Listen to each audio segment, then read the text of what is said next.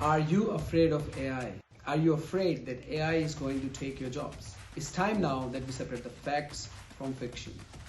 I am here to talk about the top 3 AI myths. AI is going to replace us humans. Many of us think AI is going to take all our jobs away. But in reality, AI is going to do all the boring, repetitive tasks which you and me don't want to do it anyway, allowing us to do more creative, strategic, interpersonal tasks which you and me like to do it. AI is going to serve us as a tool to do our job faster, probably better. AI is always right. There's a common belief that AI systems produce accurate and objective outcomes. But in reality, this depends on the data they are trained on. If the data was incomplete and biased, the answer is going to be incomplete and biased. So there's a human required to oversee AI system and its outcomes.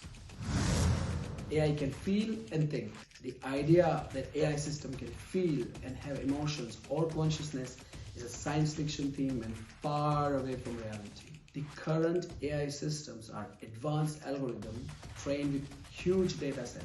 They don't have emotions, feeling, or any kind of consciousness. Humans will always be needed for the jobs that require emotional understanding and human connections. If you want to discuss any other myth about AI, please comment below. Stay tuned, stay happy, peace out.